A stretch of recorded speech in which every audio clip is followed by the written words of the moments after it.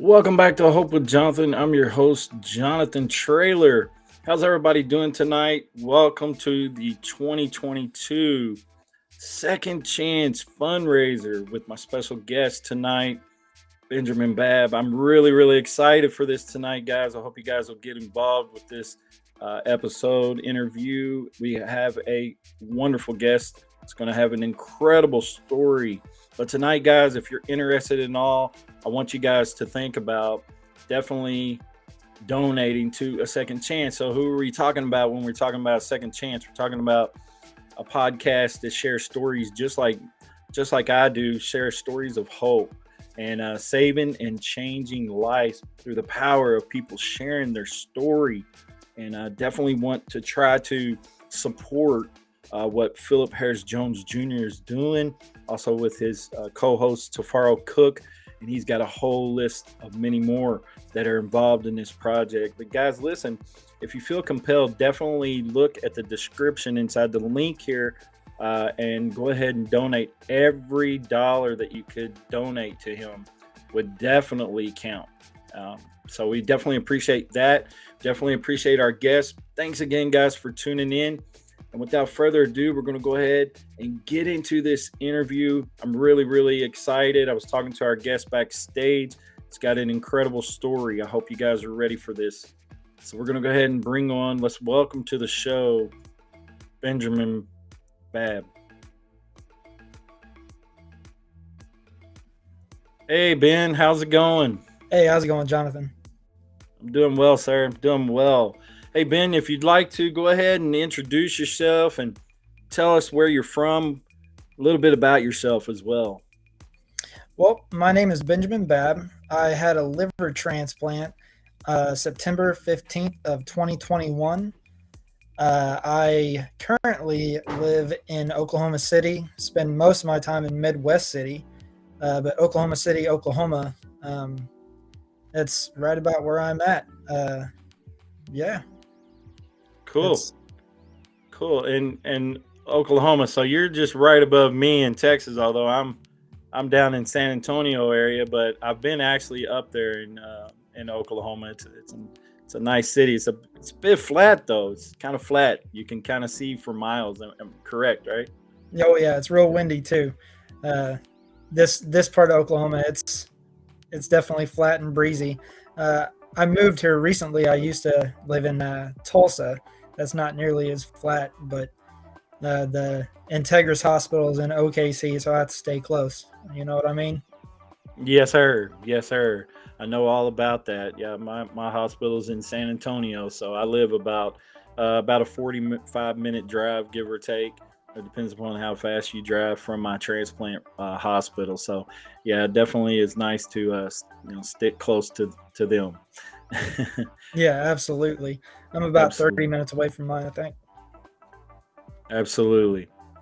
Well, Ben, I'm correct on this. You had a liver transplant, and why don't you give us the backstory on being diagnosed with liver disease and tell us some of your story. I would love to. Um, I'm fortunate enough to be in an organization called TRIO Oklahoma. It's Transplant Recipients International Organization. Currently, I'm the president of the Oklahoma chapter, and uh, it it's a drastic difference from where my life was just 3 or 4 years ago.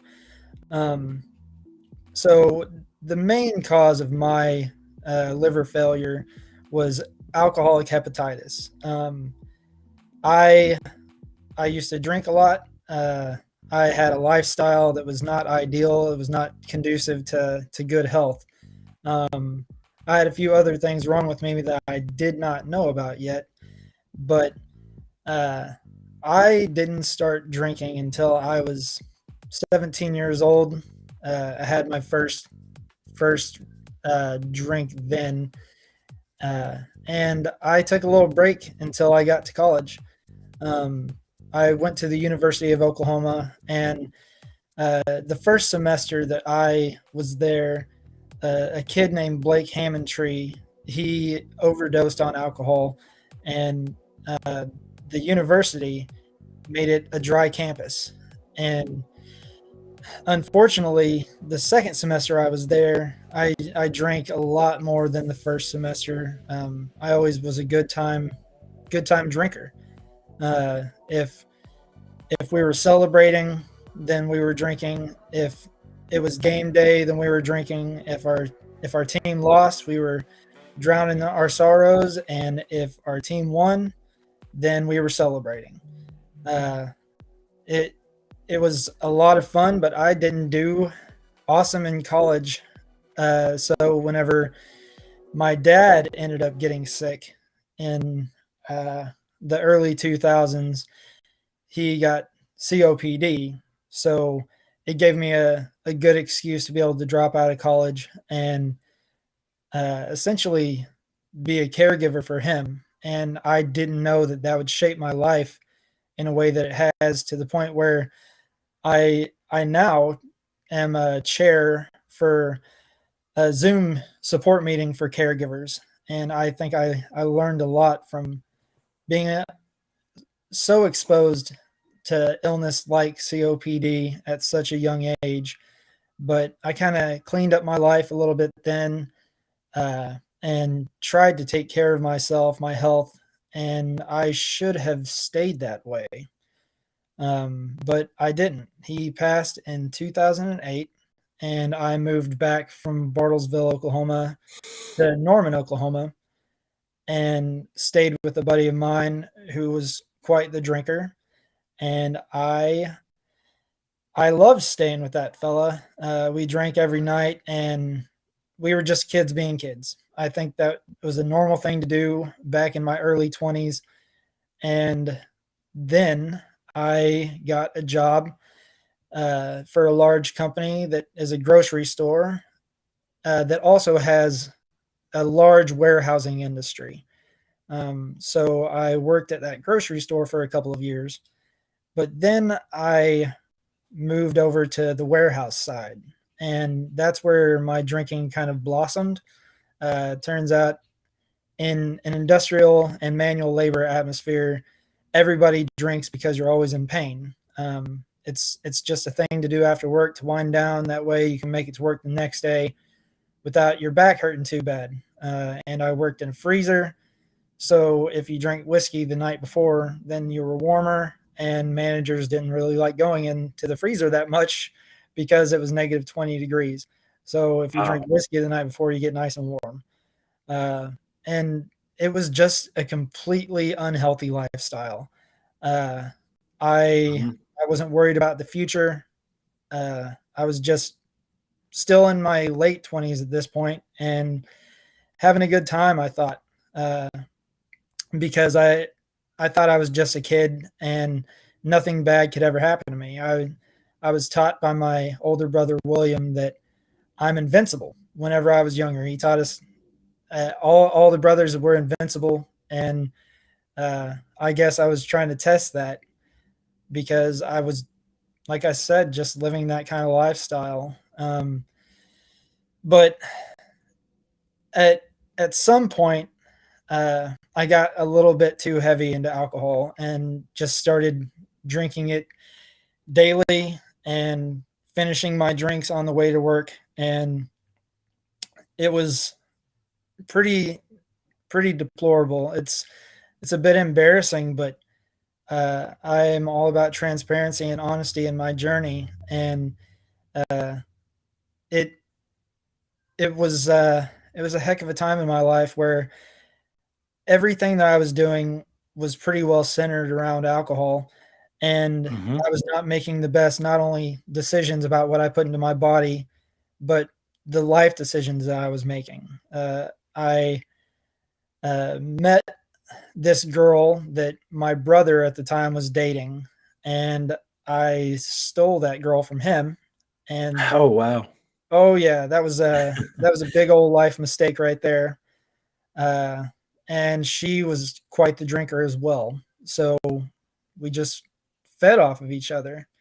And that was not the best situation. Whenever you have someone like myself that likes to do something like drink, and then it gets even more normalized and kind of pushed on you, from another person, making you feel like it's okay to just do it all the time and have a good time, because in reality, if we sobered up and looked at the situation that we were in, it was not a good situation. So you do whatever you Sure. can to cloud that vision of the situation that you're in. I Sure. yeah, I got to the point where my family wanted to intervene. So what happened was they had a couple choices. Um, they wanted me to go to rehab, or they wanted to help in a different way, which is by having me just go to a different state and spend some time with a buddy of mine. But unfortunately, they didn't talk to me before they made the decision for me.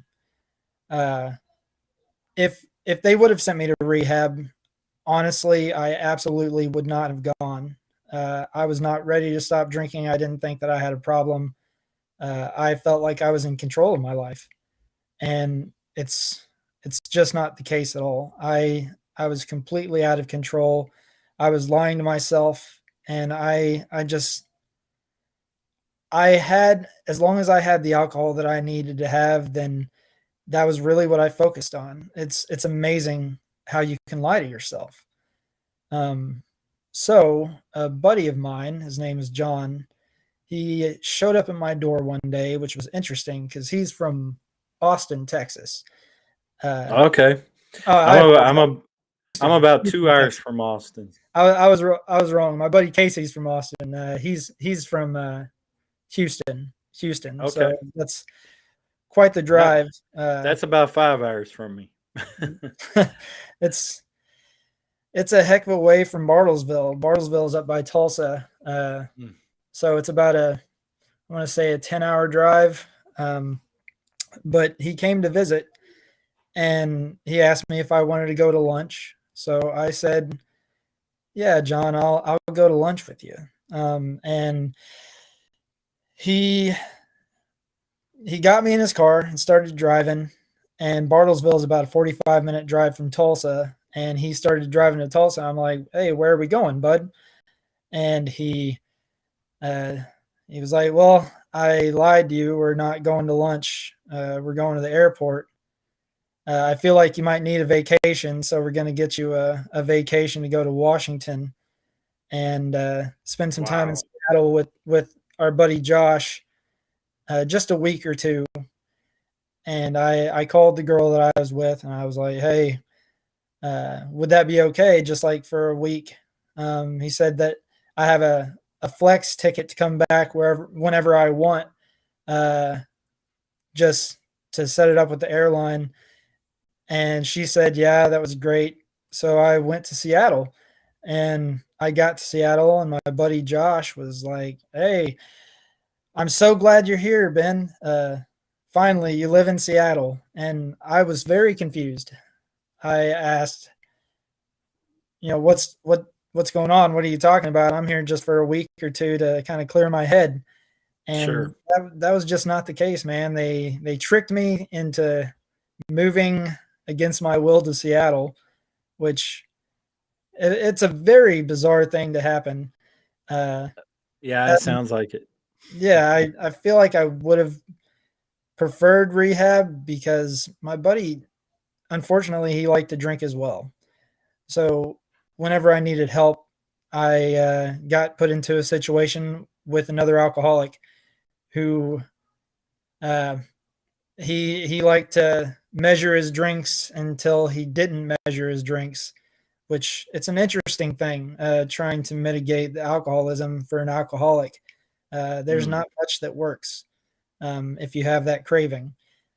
So my life kind of fell apart in Seattle. I ended up being very, very depressed. That girl briefly left me. Uh, I became pretty suicidal. Um, and I looked back at my life and realized that I had done it all to myself. And I got to the point where I was standing on an overpass with a tall boy in my hand, looking like Jenny off of Forrest Gump with my foot hanging off the overpass, wondering if this fall was going to be high enough to kill me. And I decided that it was just about high enough to break my legs. So I stepped down onto the road on the lower side and finished my beer and fell asleep on the overpass. And that was a real, what I thought would be a low point in my life. But I was kind of wrong. But I ran away at that point. I saved up enough money to get a plane ticket to go back to Oklahoma. And I made my way back to Oklahoma, found myself with that girl again. But spending enough time in Seattle with that other fellow that liked to drink, it kind of changed me to the point where I have a lot of redeeming qualities, and I drank away all those redeeming qualities. That girl did not want to put up with my drunken behavior, and that was very understandable. Sure. At that point, she asked me to leave, and I did not put up a fight because I knew that I was pretty well broken as a human, and I didn't know that that was possible. After my dad had passed and just a rough life that I had led up to that point, I thought I was always going to be okay. And I felt like I would be able to make it through anything. And I knew that I would always be able to keep my chin up, but then I just eventually got broken down. So I got off social media. I got off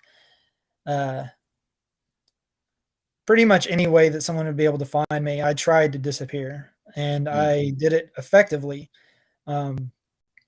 So I was homeless for a little while whenever she had kicked me out.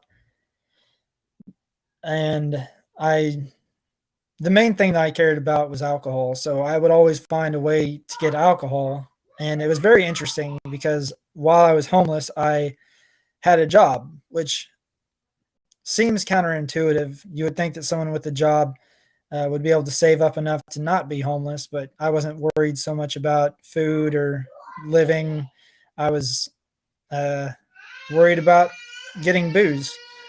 And that was a very unfortunate decision that I had made because in 2021, I got COVID, and I didn't recover from COVID. I'd been homeless and I'd been drinking, so I figured that I would get it just because I thought that alcohol might have compromised my immune system a little bit, and everybody was on lockdown and trying to stay separated from people. But I worked in a warehouse where I was around, plenty of people all the time. And I was actually in a supervisor position where in the interview for supervisor, they told me that I probably shouldn't drink so much, come to work smelling like alcohol so much. So I tried to cut back, but I still hadn't quit. But whenever I got COVID, after that 2-week period where people are supposed to start getting better, I didn't start getting better. It was December of 2020. That's whenever I was diagnosed with COVID, and in January I still wasn't getting better.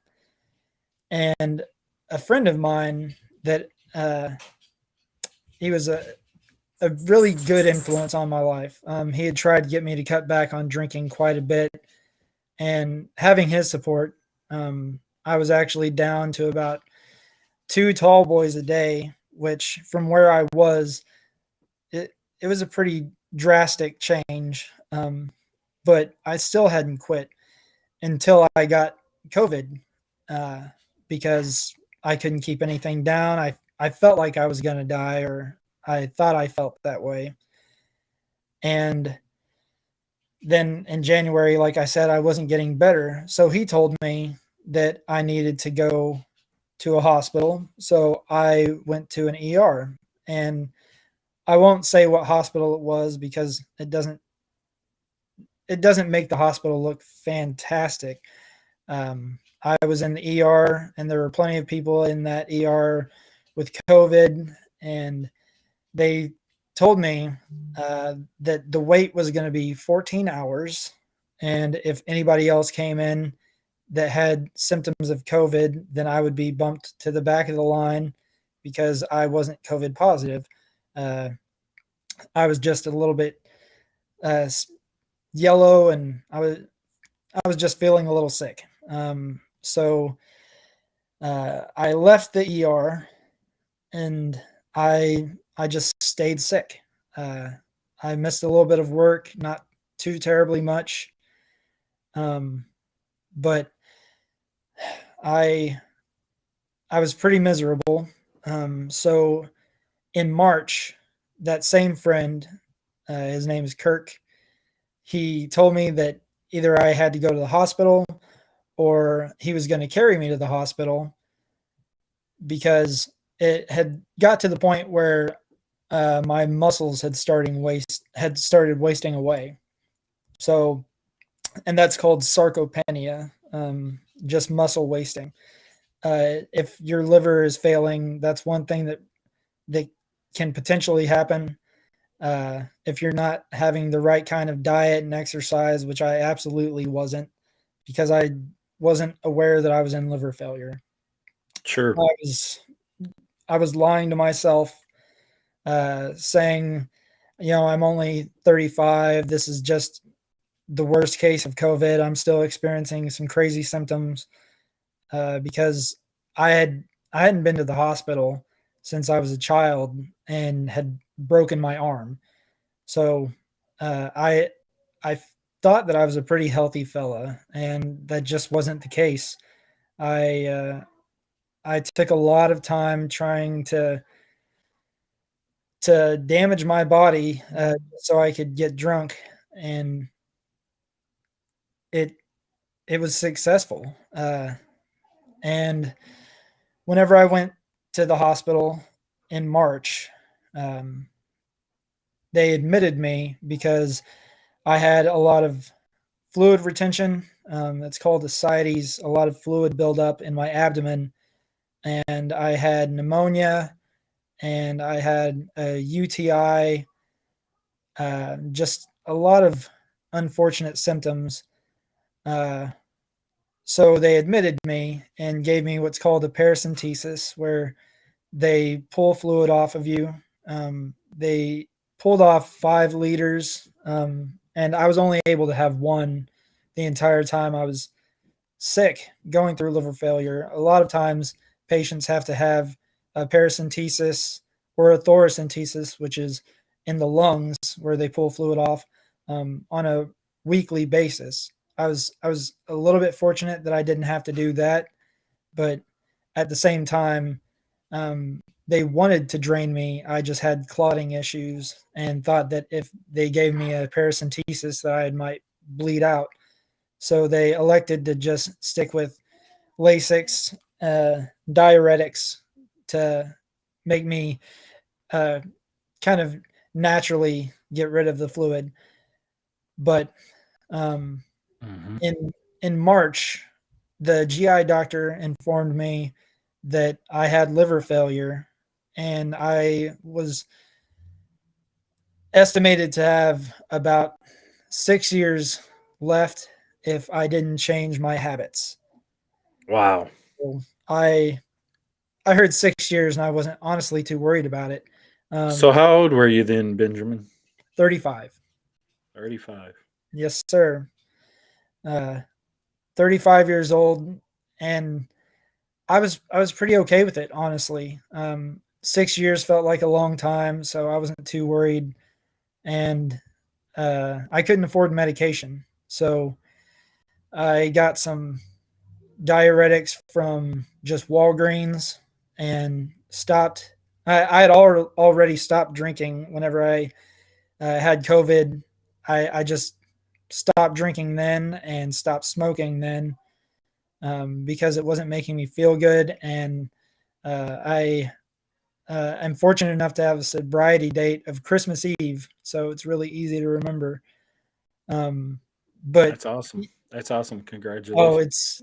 thank you, man. It's absolutely changed my life for the better in every single aspect.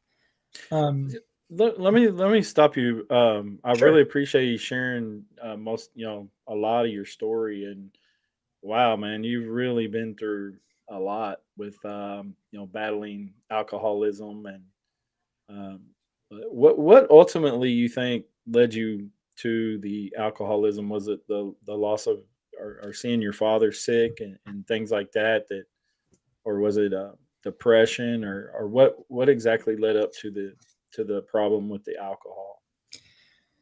Well, Jonathan, I honestly think a lot of it is genetics. My grandfather was an alcoholic. Uh, scientists are starting to show that there are certain genes related to alcoholism and how it affects your dopamine uptake and serotonin uptake, uh, based off just what you have in your genes. And uh, unfortunately, I think I have that gene where I'm a little bit predispositioned. I have a predisposition to Yeah. alcoholism, and uh, not only that, I really enjoyed having a good time whenever I was younger, and kind of latched on to that feeling that alcohol gave me, where I didn't have to worry about responsibilities, and if I had negative emotions, then I could just kind of Yeah. drown the demons. Some people like to call it. Well, I wasn't an alcoholic, but I had something called a foodaholic, where I was addicted to food. Literally, I mean, I had, at my heaviest, I think I had blossomed at somewhere around 360 pounds. Holy I'm always, smokes! yeah, I was a big dude. I was. I I got up to 325 at one point, so I understand Did that. you? Oh Yeah. yeah, in my early Unfortunately, college. unfortunately for me though, I had diabetes as well, and hypertension, and I just kept eating and abusing my diabetes and hypertension and high blood pressure, hypertension, and wasn't really going to the doctors like I needed to, and I wasn't paying attention to things, and I was always big and strong and able to do anything I wanted to do, until I couldn't. And what happened was that lifestyle ultimately led me to kidney failure, where I was flat on my back with kidney disease, stage five, ESRD, and stage renal disease. It's And so so, crazy. Like you never think whenever you're feeling that strong and you could go to the gym and outlift everybody. You never stop and think the rest of my body is struggling. yeah, Uh, yeah, yeah. I didn't notice it was coming on me. I was still urinating, things like that. But ultimately, it just one night, it just hit me hard, and I was in the bed, and I was in the bed for quite a few days, and then I ultimately ended up in the ER. But I'm relating a little bit of what you said to what you went through with the liver diseases, alcoholism, and then you said also that you think that it could be genetic, which I know that a lot of my family members have struggled with addiction to food, and weight issues, and diabetes and things like that. So I think you may be on to something there with the alcoholism, as there possibly could be a connection to it being a genetic disorder as well. absolutely. Uh, Not only do I strongly feel that it's a genetic issue, but I also didn't want to deal with my own reality that I'd created. I feel like I've been given a lot of opportunity whenever I was younger, and just didn't grab onto those opportunities like I should have. And while part of me wants to say that it's unfortunate, I feel so fortunate to be here right now and have the life that I have. Yeah. Like it's incredible. Uh, the things that brought me here, all the bad things in my life that I wouldn't change, because now I feel like I'm at the point where I'm supposed to be, where I Yeah. can tell my story and affect people in a different way. Sure. Sure. Well, we're about halfway through with the interview. I want to go ahead and I got some more questions for you, Benjamin. This has been great. I want to plug really quickly, guys, what this interview also entails is donating to a second chance. This is a fundraiser for a second chance, and the link is in the bio, guys. And listen, a second chance, saving and changing lives through the power of other people sharing their story. And Philip Harris Jones, Tafaro Cook, I believe Fred Hill is involved. He's got some other people that are connected with this project as well. Definitely go over there, donate. Every dollar counts. So if you can donate whatever, you spend $5, $10 on junk all week long. So if you can afford maybe $5, $10, whatever, throw it his way. He's got many different options on that donate link. There's like Cash App. I think there's PayPal possibly on there. So there's just different ways that you can also write a check. We have the information there in the description. So we want to continue to share stories like Benjamin's here, and share stories of hope. So we want to help other people by having these podcasts and these platforms. So you can't do it, unfortunately, for free. It does cost money to run these kind of podcasts. And right now, money is tight for everyone. But if you could throw maybe $1 or $2, $3, whatever it would be, Philip will definitely he'll appreciate that, and that you're investing in good soil, so to speak, and you're going to reap a good harvest from that. So we definitely want you to check that out. But Benjamin, I think my next question for you would be: is do you know what the rate of liver failure is? Is that most commonly the problem with liver failure is uh, mainly alcoholism, or are there other factors that a lot of people see that their liver begins to fail? Well, there are a lot of factors. One of the very overlooked factors is, like you said, food addiction. Hmm. Fatty liver disease is a big thing in America.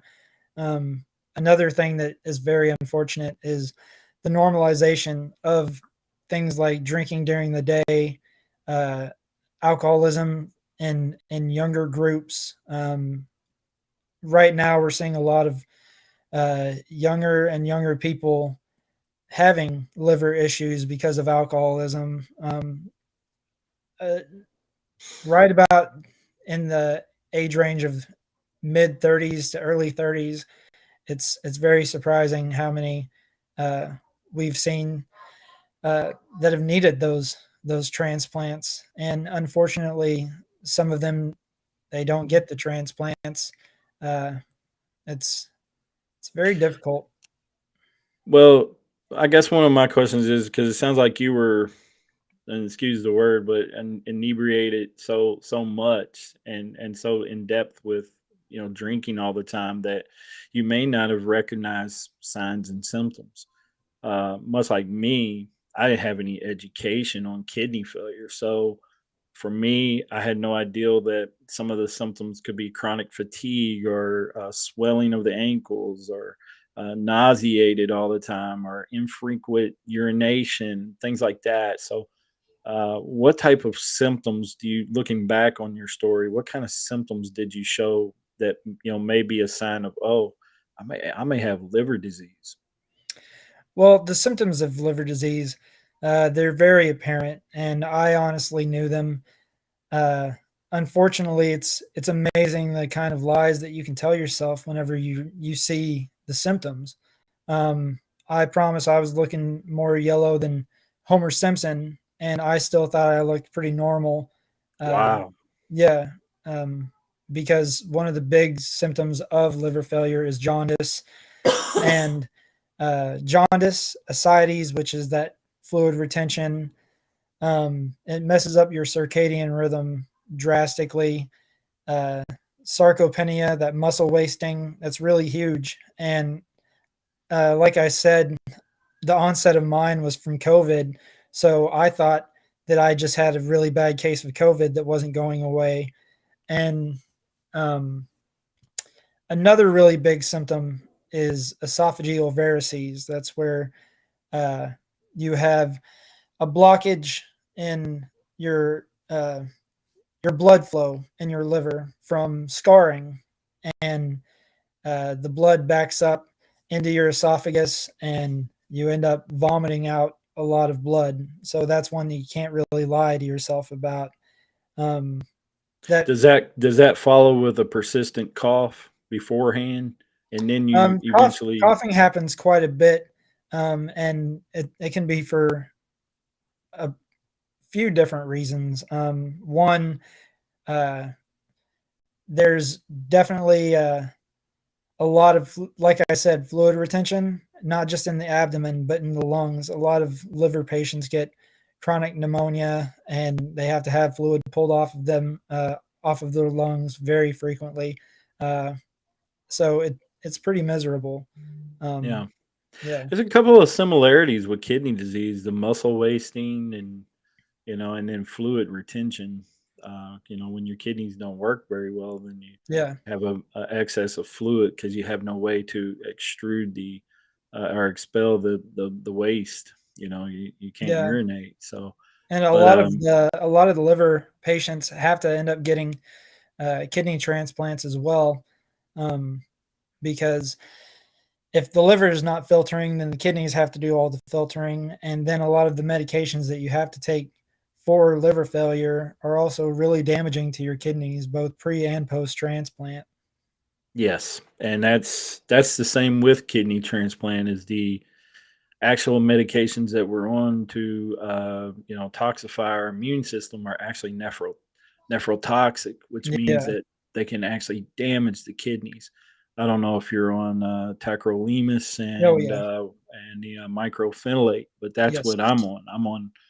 I'm on the tacro, and I'm on the microphenolate as well, Celcept. So I take those every 12 hours, but unfortunately, some patients have to take more than others, and they are nephrotoxic. Yeah. Believe it or not, I was actually when I found that out, I was like, wow. So let me get this straight. And have a kidney transplant, but these medications actually can harm the kidneys as well. So it's like, I oh know wow, it's one that's of the crazy. things that kind of worries me about getting the liver transplant at such an early age in life, that I'm going to have to end up Yeah. getting a kidney transplant as well. That's one of the things I have to really watch for is my kidney numbers. The thing with transplant of any kind, it's merely it's not a complete fix. It's a treatment plan, is what it is, for at least for kidneys. It's a treatment plan. That's all it is. It's you have dialysis, and then you have transplant, and you really don't want to face the other option. But it's like it's tough, because like you said, the medicines that we have to take, you know, they could end up failing, or the organ could just decide that I'm going to reject, or I'm Absolutely. going to go away. So it's definitely a treatment plan, and you have to stay on top of all this, and that's why it's important that we stay engaged with our team and get lab work done and things like that. So why don't you talk a little bit about how you got transplanted and all that. Well, after that 6 year diagnosis, um, I had to go back to the hospital because I started retaining more fluid. And the next time I went back to the hospital was on May 1st, and they had changed the that 6 years to 3 months. Um, there was a drastic decline very quickly, and that's whenever I got back in touch with my family. I called my brother William and let him know that even though I hadn't talked to him in a few years, that I really needed him because the doctors gave me 3 months left. That's what I have, bud. And uh, Wow. I was calling to say goodbye because at that point I still didn't want the transplant.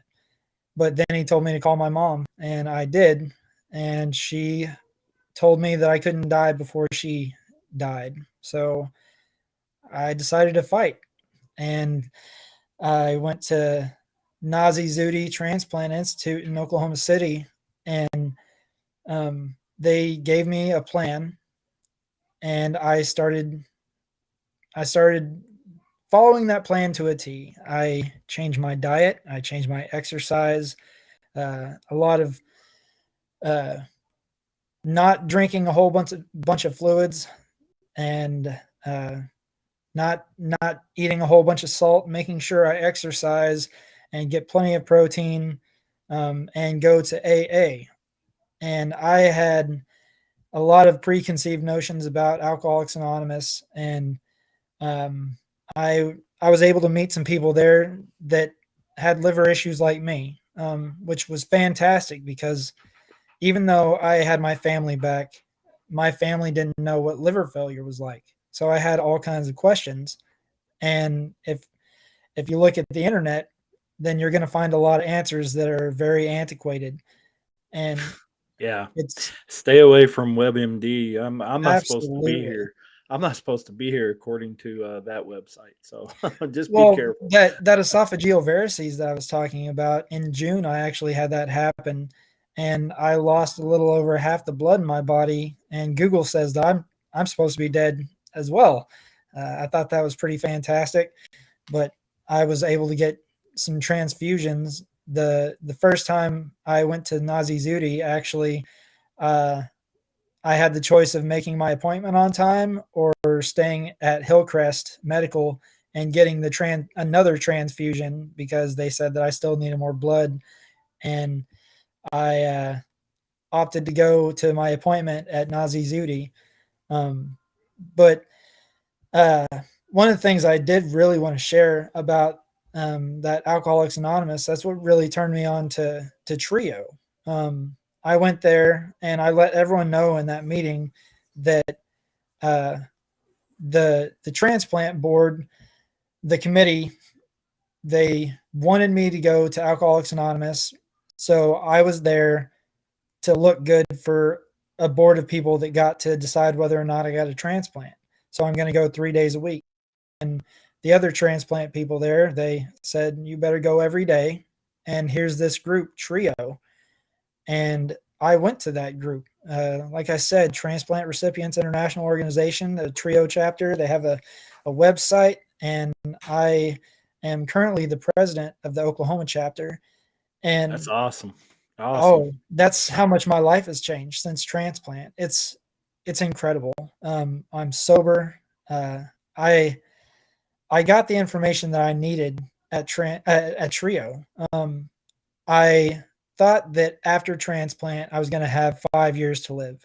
Optimistically, 5 years, and that's just not the case. I thought the muscle wasting was going to get worse after transplant because that's what the internet told me. It turns out that that's not the case at all. That if you eat correctly, if you exercise, if you get protein, you can live uh, quite a long life. I have a friend named Bob. He is in his 80s and he is 23 years post liver transplant. And I didn't know that was possible. It's That's awesome. having, oh, yeah, having the information that Trio has given me has not only made it uh, easier to live to the point where I got a transplant, but made my life post transplant even better. Uh, When you found out how old he was and he's been surviving with that liver transplant that long, what did that give you? What word could you express what that gave you? oh, buddy, the hope that I've gained, I can't express. That's my life mission now. That's that's what transplant has done for me. It's what Hmm. Trio did for me. That's what people like you have done for me. I didn't have that hope, and I found that hope, and now I get to go spread that hope. I get to go to the hospital and see people. And if anybody watches this that has had a transplant, I highly encourage go back to the hospital and visit patients. That way you can remember what it's like.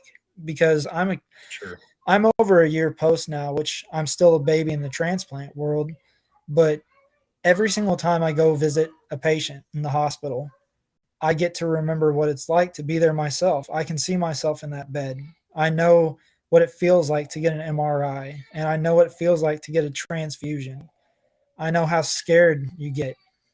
Let me ask you this, Benjamin. So when you were in the height of your alcoholism and you were homeless and you were basically in the street fighting for your life, so to speak, and you faced a lot of adversity, obstacles. Did you ever see yourself in the position that you're in now, where you're visiting people and talking with people and trying to help other people by sharing your story? Jonathan, I wanted to die, bud.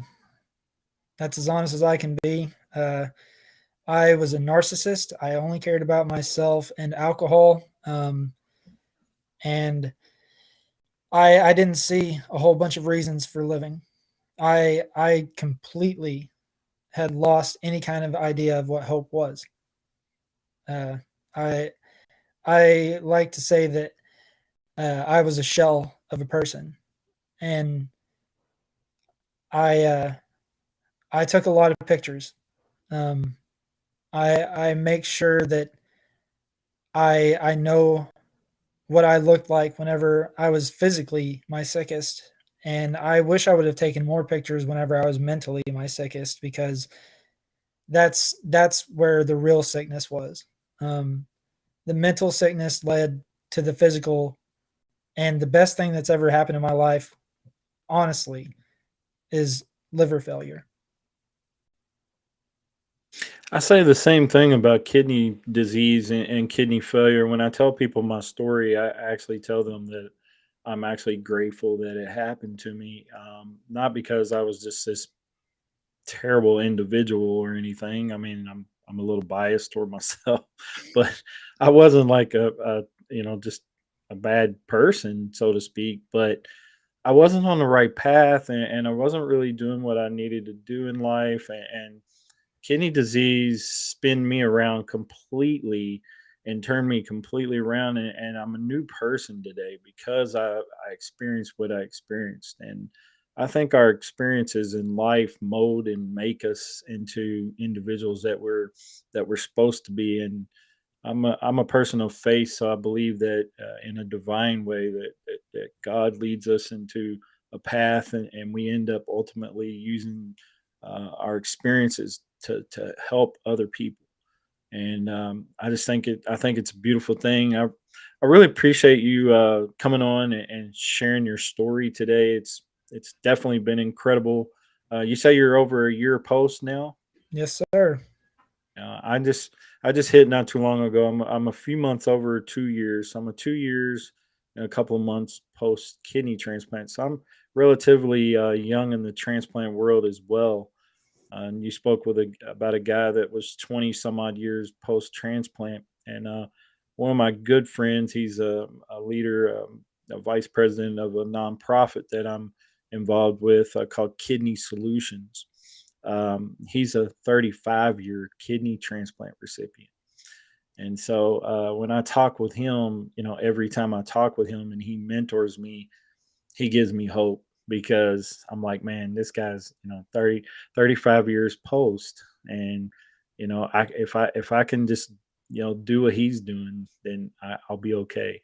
And, he's definitely a force in my life, definitely a great mentor. If you had some final words to say to an individual who is facing this similar path that you was on, and things that you have encountered and experienced, what kind of words of hope would you give them? And it doesn't have to be very long. If you just have a few words, it's fine. But what kind of words of encouragement could you give them? You're not alone. Um, there are going to be times where it feels like you're so tired that you want to give up, and it feels like that's the easiest thing to do, that fighting isn't worth it, and that your life will never be the same. And let me tell you, your life won't ever be the same. But if you're anything like me, it could be drastically better than it used to be.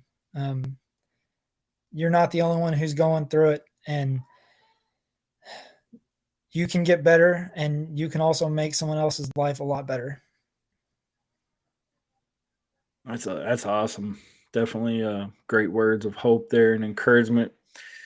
Benjamin, where could people find you if they wanted to talk with you about sharing your story?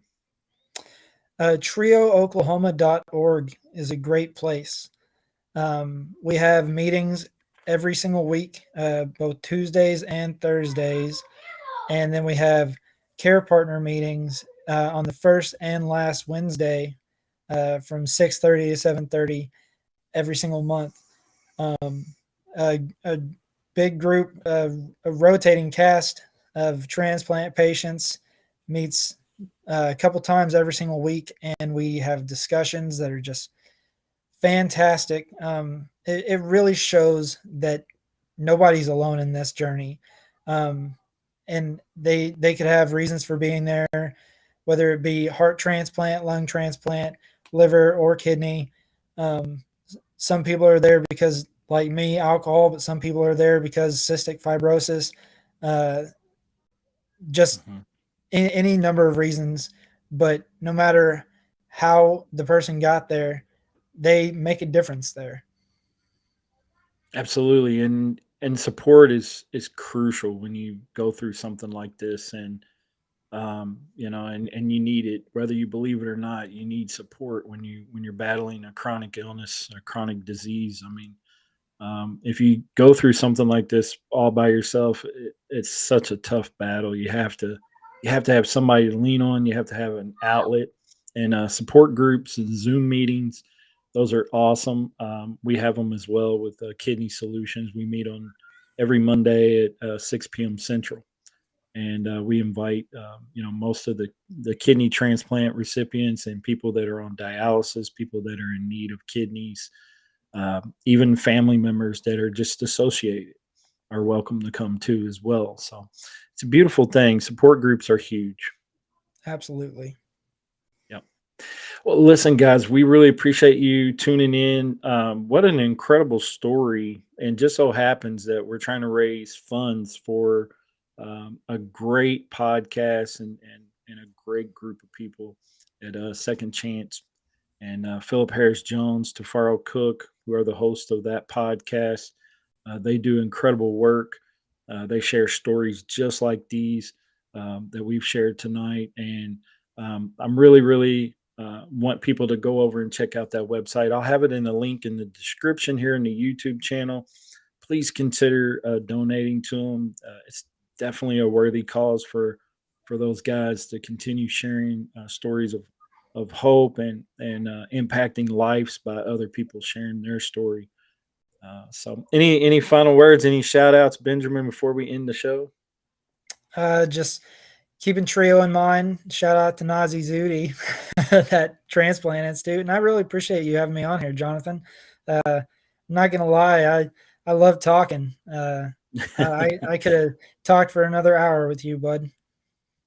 Yeah, I mean, you've been an incredible guest, and I've just kind of sat back and just listened to your story, and I'm gonna have to go back and rewatch this because there's probably something that I missed while I was listening. But man, you have an incredible story, and definitely probably won't be the last time that we meet up. So, That'd be great. I'd love yeah, to see you again, bud. yeah. Well, hey guys, listen, we appreciate you tuning in tonight. If you would like to help support us, we are Hope with Jonathan. We have a website, hopewithjonathan.com. You can find out more information about us. Also, we would love for you to hit that subscribe button, and we definitely need your support. Again, I want to say thanks again to Philip Harris Jones and to Farrell Cook, host of the Second Chance podcast, for giving me the opportunity to be a part of this great event and fundraiser. And hey, guys, y'all stay safe out there. Remember to take care of your kidneys. Thanks again, Ben. You have a great one. Thank you.